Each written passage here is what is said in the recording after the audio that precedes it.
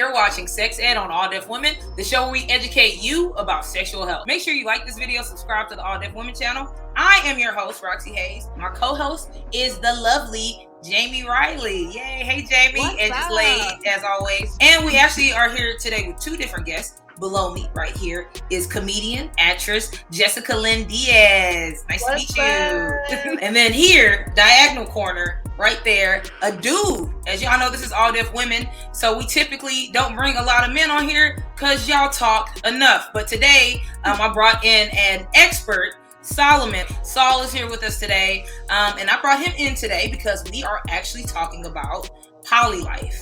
We're talking about different aspects of being poly, just what poly is. And Saul is, an active member of the poly community. I don't know how you phrase that. Is that what you would say? An active member of the poly community? He's poly. Yeah, absolutely. And so I wanted to bring him in. We're also going to start this off with Sex Busters. So Sex Busters is basically us talking about different things that are myths in the topic that we're discussing. And since we're discussing poly, before we get into our Sex Buster segment, I actually want to kind of have an open forum really quickly. And everybody just kind of explain, like, are you poly? Have you heard about poly? Like, what are your feelings on poly? And I'll actually start. I recently found out that I am what is called temporarily ethically non-monogamous or temporarily ethically poly. So for me, I will engage in relationships with people that are poly. So like I've dated guys who are in polyamorous relationships and maybe they have a partner or they have multiple partners. But I'm moving towards monogamy. So I talk to all of my, the people I'm talking to, like, hey, I'm dating multiple people. Like I may be having sex with these multiple people. I try to leave a 24-hour window with sex. I'm gonna just throw that out there too. So like if I have multiple partners, I try to give a gap, like, yo, hey, I just got some dick Tuesday. Let's hold off on the sucking and fucking until at least Wednesday or Thursday. I just don't like swapping a lot of juices at once. But I want to be in a monogamous relationship. So my end goal is to be monogamous. So I will be poly until I find somebody that I want to be monogamous with. And I just found out that is called temporarily ethically poly. I make sure, like, because some people will date, or I think the difference between poly and non-poly people that are dating multiple people is the communication. So like some people will be dating multiple people but not discussing that with the people they're dating. They'll just act like they're just talking to you and they're really talking to 4 or 5 people. So people that are considered temporarily ethically poly, they let everybody know, like, hey, I'm dating this person, this is what I'm doing. If this is something you're not comfortable with, that's fine, but this is what I'm doing until we decide, or whoever I want to decide, like, I am with you monogamously. I guess we'll take it to Jamie, our other co-host. So, like, what's your experience with poly, or what do you know about being poly? So I don't know too much about being poly. I've never been in a poly relationship. I feel like you kind of touched on it. A lot of people don't communicate the fact that they're, dating other people, multiple people during the talking phase. So, I've been, I guess you can say, like, naive in a sense of when I'm talking to someone, if I'm feeling someone, I usually just like talk to them because I usually do want to move on to a monogamous relationship. But yeah, you end up getting played in a sense because people lie, and I do feel like if people were more open about talking about being poly, we wouldn't have so many issues and we wouldn't waste so much time. But I have so many questions about being poly because, I guess it's just, it's just such an open, honest, way of living. So I have so many questions about it. Oh, and what about you, Jessica? Well, I just want to let everybody know I'm currently doing my nails. Sorry. I was not expecting that. So nails popping on throughout the show. So my first thoughts of poly back before I was educated on it, and I'm still not fully educated, but I was definitely one of those that's like, oh, y'all freaks, y'all just want to have sex with everybody, like y'all nasty with it, like go live your life. But I mean, I used to also be the type of person that I would date someone or start talking to someone and be like, I'm about to marry this person, like this is it, I'm not talking to no one else. But in recent years, I've learned, like, that is not the way to do it. So I will date multiple people. You know what I'm saying? I'm not necessarily having sex with all of them, but I'm definitely not like loyal to one person. And I feel like you're not really, you know, locked down until you got the ring on your finger. So yes, ma'am. yes. So those are my thoughts. And I did meet somebody that was poly on set, and damn, she blew my mind. Like, it was not just about sex. She had like 3 other partners. She was the only girl, and there was 3 other guys. And she just said, you know, she got this from one, she got this from the other. It's kind of like she's got to have it. You know what I'm saying? So, yeah. Legit. Thank you. And then Saul, who is our expert today. How are your poly relationships set up? I know when we first met, I think you had 7 partners at that time. What does that look like for people that don't understand exactly like how poly relationships work? Is it a thing where like you have 7 partners? Do all your partners know each other? Like, do y'all do stuff together? Like, if whatever you feel comfortable explaining. With poly, there is a large spectrum of things that even I'm still learning about. I mean, there's you know, there's certain kinds of relationship anarchy. There are, you know, people who have, you know, very distinct hierarchies like primary, secondary. There's people with less clear hierarchies. I met people recently who had multiple primaries, which is something that I couldn't really wrap my head around, but it's a thing that happened. I'm sorry to interrupt real quick. Can you just explain what primary and secondary is for people? Oh yeah, absolutely. You know, if you want to put it in the context of like a monogamous dating framework, yeah, like you guys were talking about earlier, when you are, you know, shopping the market, you know, you got a couple fine people you're talking to all around. Naturally, things kind of tend to sort themselves out. Usually you hit someone up a little bit more, maybe you pin the thread, you know, actually save the number, what have you. But there's people who you are a little bit more interested in talking to, or you feel like you connect with a little bit better. So, you know, that's usually something like a primary partner. And there may be people that you really genuinely like, but, you know, due to time constraints or, you know, whatever differences or circumstances may allot, you see them a little bit less. You still like them, still care about, still love them, but there's a clear dichotomy. Like if your primary partner and your secondary partner both wanted to schedule with you on the same day, you would generally give preference to your primary partner unless, you know, it was like something super important or set aside like a long time before for your secondary partner. Got you. Yeah. So now that we know a little bit more about everybody and like what their experience is with poly and polyculture, we're going to get into our sex busters. And that is where we essentially just kind of demystify some of the things surrounding poly. So Jamie, if you would like to go first, what's our first sex buster myth? So our first myth is that being poly is just mostly about having a lot of sex. Is that true or no? Let's start with Jessica. Like, what do you feel about that? You think that myth is true or not in your experience? Well, I have never been poly, but I feel like it's kind of like hit or miss. Like, I feel like you have certain partners for certain reasons, right? So maybe you have one partner because they're great at head, they're great at fucking, whatever. But then you have another partner and they're just like really there for you emotionally. And like maybe y'all are just like really good friends and they fill that void. So I don't know if it's just, I feel like maybe when you first enter poly world, you're like,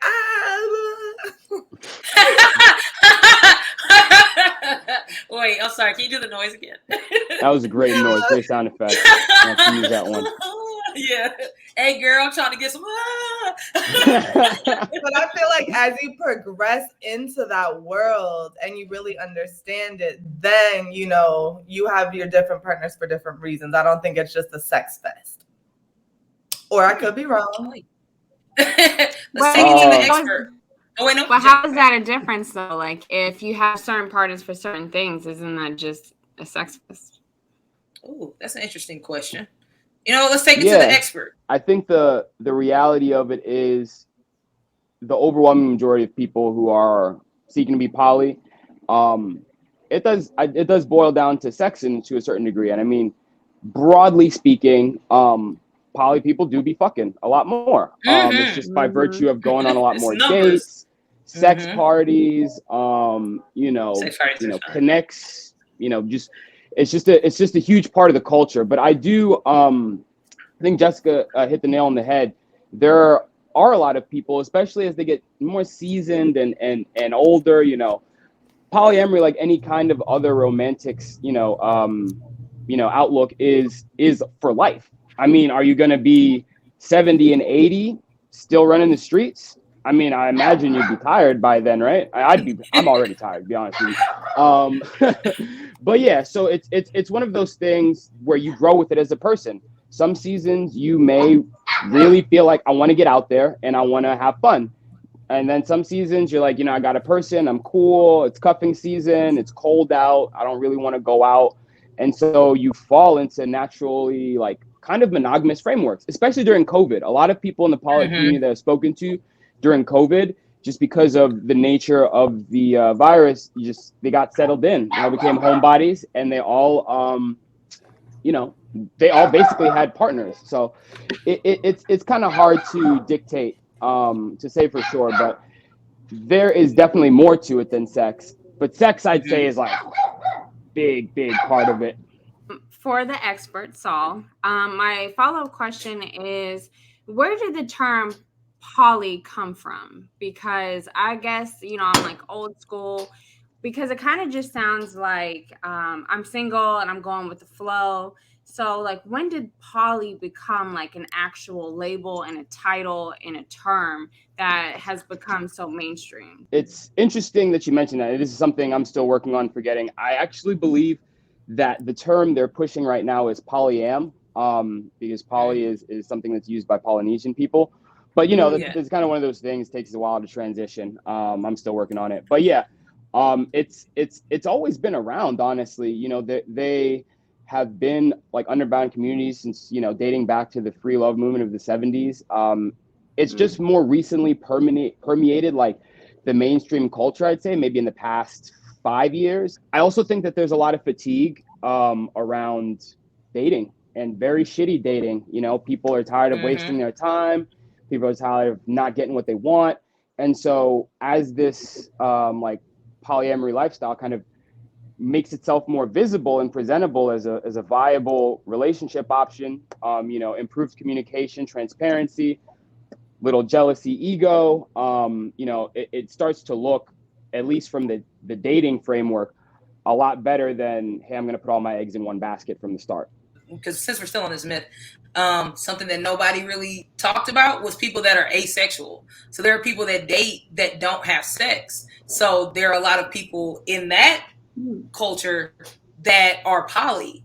So for somebody to just say that poly is strictly sex, when there are literally people that don't have sex that are in poly dating relationships, it can't just be sex. And I think that's kind of why there's such a negative stigma around being poly right now, especially with social media, because we know everything blows up on social media and is not generally an intelligent discourse. It's just like dudes being like, fuck you, I'm fucking bitches, I'm poly, but they're not really discussing what that means. They're just saying like, I just want to have sex with multiple people, when for a lot of people, poly is more than just sex. It's like, we're together, we support each other. For some people, it's like financial support. For some people, it's emotional support. Like, it's just different variations of it that I wish would get talked about more than just, I get to have sex with all of these different people. A lot of people think, when they think about poly, and I'm just going to throw this out here, I'm blaming this on social media, because this is the one that you see the most. It's a guy and he's dating 2 women. That's the one that you typically see most, even in pictures, even like that's discussed, that's what poly is. It's a man and he's getting to do whatever he wants to do, and the women are there essentially like as his subservient beings. So I'm gonna take it to y'all. Let's actually start with my co-host today, Jamie. Is that something that you believe? Is that something that you thought, that there's one type of poly? I guess like subconsciously I thought like being poly was just like a rich folk thing. When did this become like such a like mainstream thing? And because I know a lot of people who do it, and I have, majority of the times it is usually like a man and 2 women, but have seen 2 women and a man. And I always think that, like, man, this has to be the happiest guy on earth, you know? But I also heard like something like if it's like a relationship like that, it's like a trifecta when it's like 2 women and a man. So I'm not sure if that's like the right term or what, but I have to look it up. Yeah. So I feel like there's different terms if there is like a man and 2 women or a 2 women and a man. But I have seen both. So yeah. What about we'll take it to Jessica. What about you, Jessica? Before I really like started to know about it, I didn't think it was just a man and 2 women. I thought it was like a man and like 8 women just living his best life. You know, getting fed grapes and shit. Like but like I said, I met this girl on set and she just like blew my mind. Like it was one girl and she had 3 different men. And she was explaining to me, like, you know, I feel like, especially as women, we have like a bunch of exes that if we could just take this from there, that was the perfect man. You know what I'm saying? We would do it if we could. So legit. Explain it like that. Like that's what she gets out of it is like, you know, this guy satisfies maybe like her sexual desires. This guy satisfies her emotional needs, and then the other one satisfies like the financial and maybe traveling side. I don't know, but you know, so yeah, I definitely now don't think it's just a man and 2 women. It's definitely like, and it's also probably because I live in LA and you know it's common lifestyle out here. You know, you see it all the time. You see a guy with 2 girls, a girl with 2 guys. It might not even be heard of, but you know what's going on behind closed, you know. So it's just a lifestyle out here, and it's not just the celebrities; it's everybody. Everybody going in out here. Very true. What about you? Yeah, I think everyone else really hit the nail on the head. Roxy, you mentioned something interesting though, actually about you know, non-monogamy existing throughout history. Interestingly enough, you know, there are a lot of historians and scholars who say that non-monogamy was the default before we actually began to form monogamous relationships. And the theory is that really monogamous relationships, marriages, only arose as a matter of land transfer. Before that, we were communal, hunter-gatherers, you know, takes a village to raise a child, etc. But then people wanted their kids to get their stuff. And so the nuclear family unit kind of formed from there. But, you know, I think that tension still exists, you know, just by the sheer fact that everyone has desire. Not everyone, but a lot of people have desire, even in the context of a monogamous relationship. So, you know, there's something in us that, you know, at least has the capacity to look at multiple people at the same time. And I think it's just interesting, the more that I just research poly and just even like monogamy, how people feel like you either have to do this or this or this or this or this or this. Do what you want. Like whatever makes you feel comfortable. So if you're comfortable, I don't like when I feel like people that are polyamorous try to push that on people that clearly want to be monogamous. Like Jamie, we were kind of talking about it. Somebody was like, you know, maybe you need to have 2 boyfriends, maybe this. If that's not what you want to do, then don't do it because you set yourself up for failure. Like I'm trying to word it where it don't sound like the drug life, but like if you're not built for whatever life, don't do that shit. Like if you're not built for that shit, don't do that shit because you're gonna fuck yourself up. You're gonna get your feelings hurt. So if you are being true to yourself and you believe poly is for you, you gotta be honest with everybody. Yo, honestly communicate.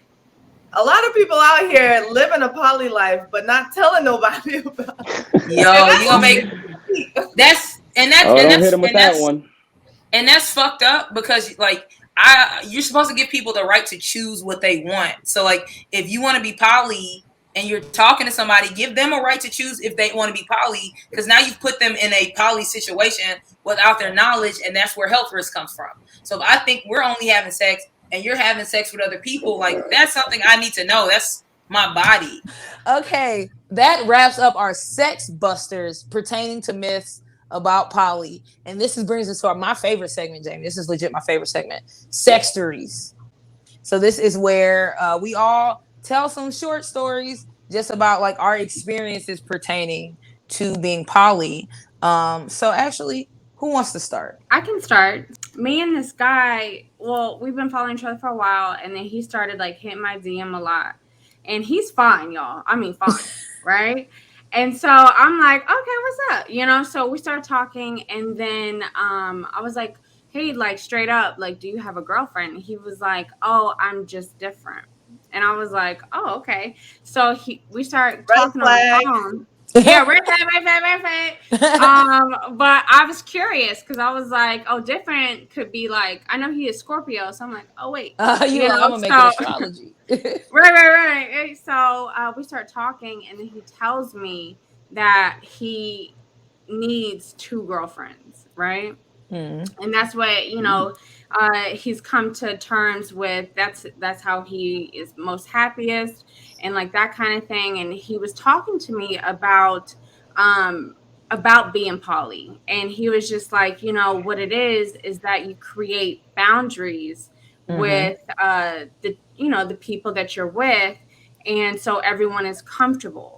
And he was like, you know, if you, like Saul said, that if you have a primary, if you are the primary, then you guys set boundaries to make sure you're not crossing too many, like you're not crossing lines to the point of jealousy and fighting and, you know, going behind each other's backs, like that kind of thing. And I thought it was very interesting. Me personally, it's still kind of like a hard thing to wrap my head around, to know that like I'm okay with them doing something else.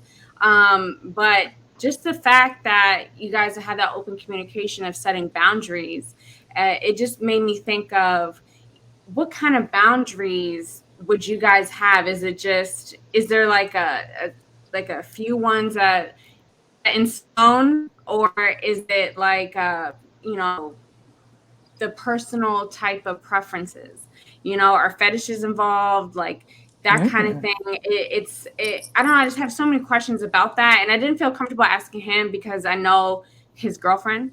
So I was like, oh, like I can't ask him all these questions. So I guess my question is like, what are some of the boundaries that you would have in that type of relationship? Well, yeah. Oh, well, that's actually a great question. And that kind of goes into my story. So maybe I could kind of answer some of that with my story. So this is when I first realized that I was, I guess, temporarily ethically poly. I was talking to this one guy. I'm going to have to say names. I was talking to this one guy named Tim. And then we had dated when we were 17, and we started kind of dating again in our 20s. I was also talking to this other guy named Greg at the same time. And while we're kind of like hanging out, I had already told them both about each other. And then this other guy I started liking, what was his name? Let's just call him Kirk. So I'm talking to Kirk, Greg, and Tim at the same time. And so for me, it was like we were going out on dates. They were taking me out to eat. Like sometimes they would bring me food, and I was having sex with them. Not at the same time. So not like a threesome or like a foursome. But like, you know, sometimes I had sex with this person. Sometimes I had sex with this person. Sometimes, I'm not going to lie, I would go out on 2 dates in the same day. The most dates I've been on is like 5 or 6 dates. And it was just food. Like 2 breakfasts, 2 lunch, 2 dinner. I was stacking up. So I was dating them, but I was also like kind of going out and hanging out with other people. And so what I've learned now is I should have set the boundaries, like what I wanted from each person or what I was cool doing. So the guy Kurt started getting mad because one day we were supposed to hang out and go on a date, and he canceled to go out with his brother. And I was like, okay, cool. So I made plans with Tim. Then Kirk's brother's plans ended up changing, and he wanted to hang out. And I was like, well, now I've made plans with Tim. We're not going to hang out. And he was like, no, when I want to see you, I want to see you. And like, I'm number one. I don't say the N-word, but I have to for the purpose of, he's like, I'm the main nigga. And so when you fucking with me, you fucking with me, and blah, blah, blah, blah, blah. So you need to pick them or me.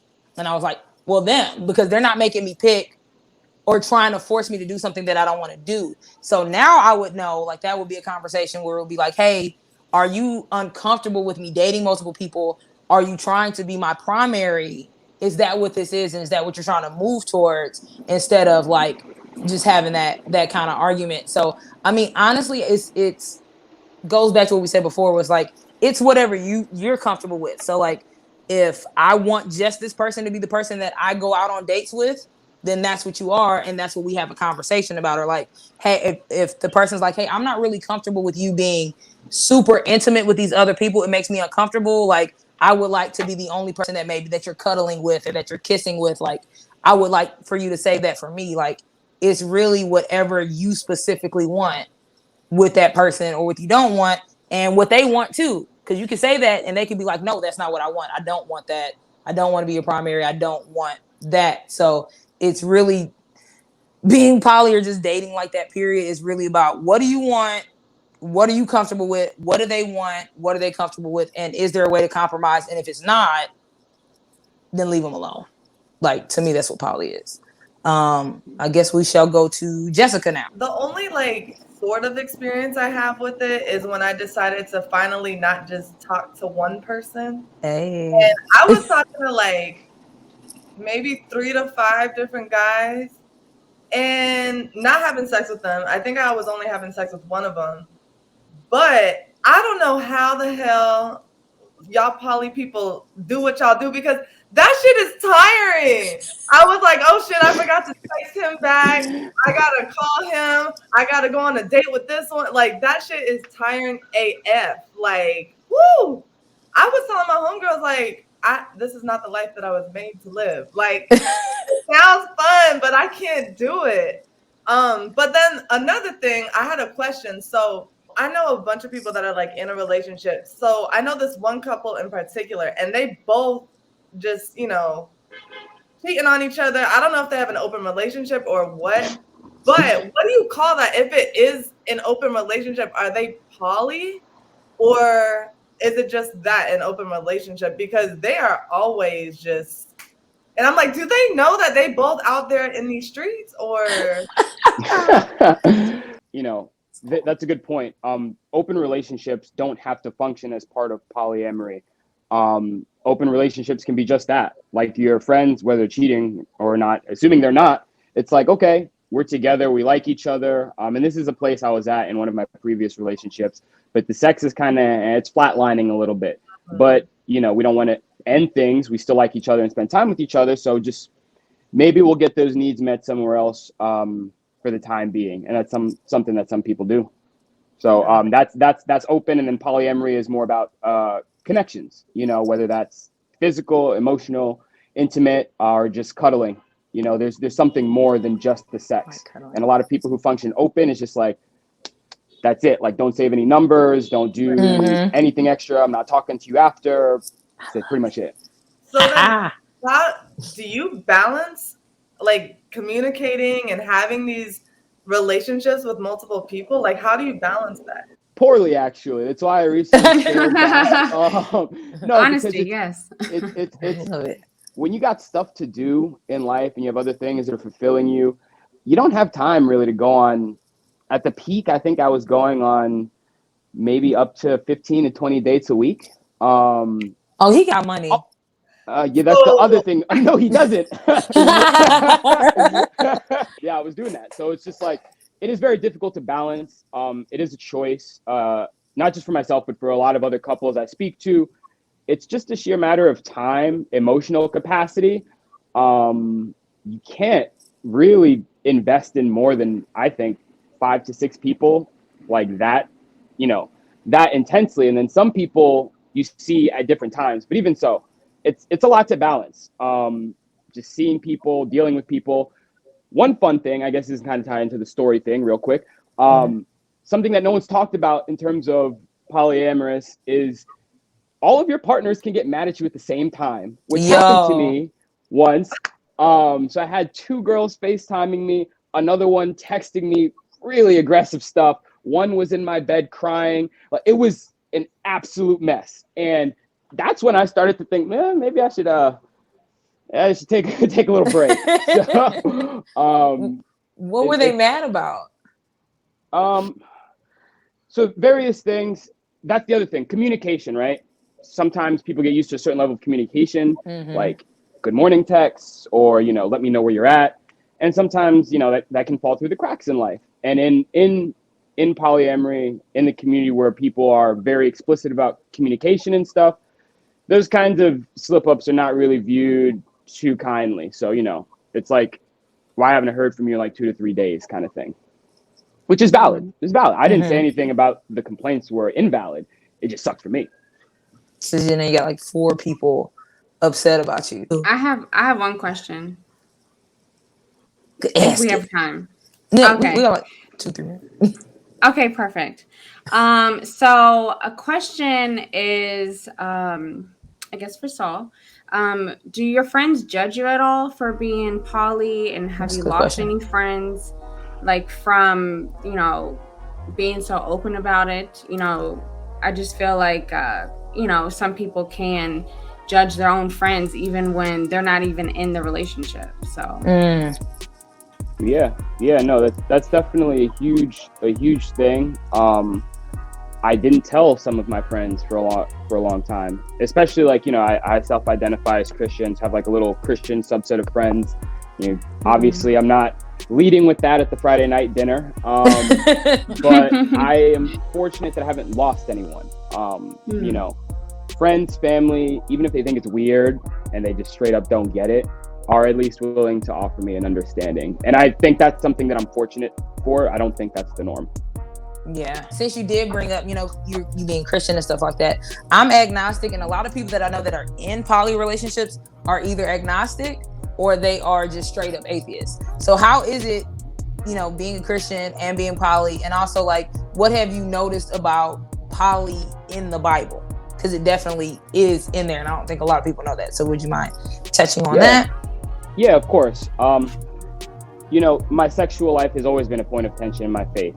You know, it's officially considered a sin to fornicate, to be with people of, you know, multiple people, different genders, whatever. It's all a sin. So it's something I dive into. But particularly with polyamory and non-monogamous relationships, in the Old Testament, they're common even after God outlaws them. You know, God put that on the stone tablets with Moses, and then King Solomon had 2,000 wives. Fly shout out to the kid. You know, it's my namesake. But yeah, so, you know, there's a reference. I think that's interesting. And I think that goes back to like what we were saying before. Like if these conversations are had more, it kind of removes the stigma around stuff, and you see like this isn't a new concept. We just have terms for them now. So everywhere. Yeah, that's really interesting because I'm definitely Christian and I'm being the Bible heavy. So it's interesting to learn that you are also Christian and you're living, you know, the poly life, and that you still have your friends around you supporting you. So that's dope. Yeah, lucky, like I said. Very, very lucky. What a wonderful episode this was. Big shout out to Jessica and to Saul for being our guests on the show. Ooh. Roxy, you're an amazing host. Thank you so much for co-hosting. As are you. And thank you to the audience for watching Sex Ed. Make sure that you subscribe to All Deaf Women, and if you have any stories that you want to tell, be sure to leave them down in the comments. Don't forget to like and subscribe, and we will see you on the next episode.